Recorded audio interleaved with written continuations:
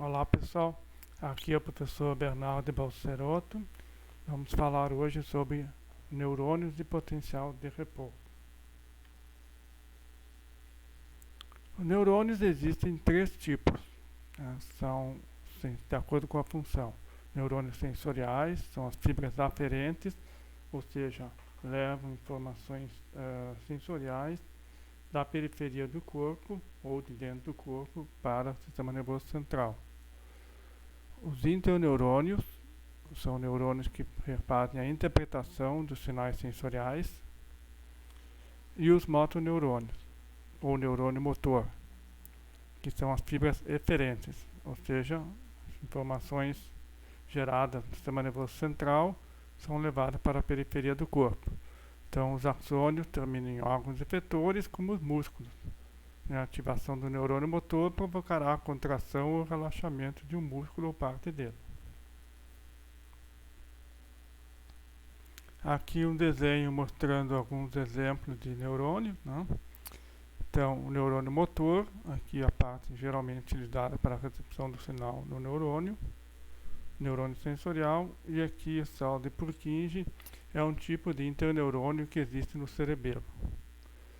Integração do sinal, a condução do sinal através aqui do axônio, tá, existente no neurônio, e aqui seria o final do neurônio, o final do axônio, onde ocorre a transmissão do sinal para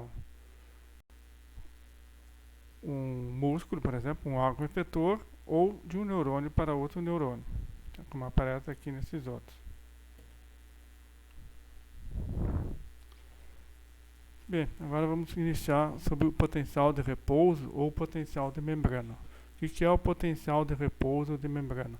É a diferença de voltagem que existe entre os meios intra e extracelular numa célula não ativada. Aqui que estamos falando de célula não ativada, nos referimos basicamente a neurônios e músculos. Então aqui vejam, concentração de íons no meio extracelular e intracelular em milimols, e qual é a proporção extra-intra. Né? Então vejam, no meio extracelular tem uma concentração maior de sódio que no meio intracelular. Já para o potássio é o contrário, tá? Tem mais no meio intracelular. Cálcio tem mais no meio extracelular, tá? Vejam a proporção bastante grande. E cloreto tem mais no meio extracelular. Existem vários outros íons existentes no meio extra e intracelular, mas não vão nos interessar para o que vamos abordar nesta aula e nas próximas. Então aqui mostrando novamente, né, só para ter uma visão, meio intracelular, meio extracelular. No extracelular tem mais sódio e no intracelular tem mais potássio. Aqui mostrando cloreto com a maior concentração fora. E que não havia aparecido na tabela anterior, existem proteínas com carga negativa que estão em maior concentração no meio intracelular. Aqui mostrando então como é que se vê essa diferença de carga elétrica entre o meio intracelular e extracelular. Então aqui temos um aparelho, um voltímetro, que mede a diferença de voltagem. É o mesmo tipo de princípio de um aparelho que você pode se utilizar para ver numa tomada se tem carga elétrica ou não, se tem corrente ou não, certo? Só que obviamente mais sensível. Então, aqui um eletrodo colocado no meio extracelular e outro eletrodo dentro da célula. Mas como é que vai saber se foi inserido dentro de uma célula? Então aqui aparece, ó. Quando o eletrodo está fora da célula, não existe diferença entre os dois eletrodos. Quando ele entra na célula, então já aparece aqui, ó, fica uma carga de menos 70 mV. Certo? Esse aqui é um valor aproximado, pode ser menos 60, menos 80, menos 90, dependendo da célula. Certo? Mas tem essa diferença de carga mais ou menos nessa faixa aqui. Então esse é o potencial de repouso da membrana ou da célula. E como que é gerado o potencial de repouso? Essa diferença de carga entre o meio intra e extracelular. Basicamente, pela difusão do potássio. Tá? Então temos um potencial de difusão do potássio. Por quê? Porque existem canais de potássio abertos na membrana plasmática. Existem também canais de sódio abertos, mas tem maior fluxo de potássio para fora do que sódio para dentro da célula. Por quê? Porque há uma menor permeabilidade para o sódio devido ao menor número de canais de sódio abertos em relação ao de potássio. Tá? Então, o potássio vai sair até quando? Até que atinja o potencial de equilíbrio do potássio. Tá? Então, vai sair todo o potássio? Não, sai só um pouco, porque à medida que está saindo o potássio, que é um íon positivo, a célula vai ficando negativa. E isso começa a segurar o potássio. Né? Mesmo que exista ainda uma diferença de concentração, não sai mais potássio por uma diferença de carga elétrica. Então aqui no desenho nós temos o canal de potássio com uma boa permeabilidade e o canal de sódio com uma baixa permeabilidade. Então, sai potássio, entra sódio. Além disso, na membrana existe uma bomba de sódio e potássio, a sódio e potássio ATPase, que ela estabelece gradiente de concentração ou mantém o gradiente de concentração para o sódio e potássio.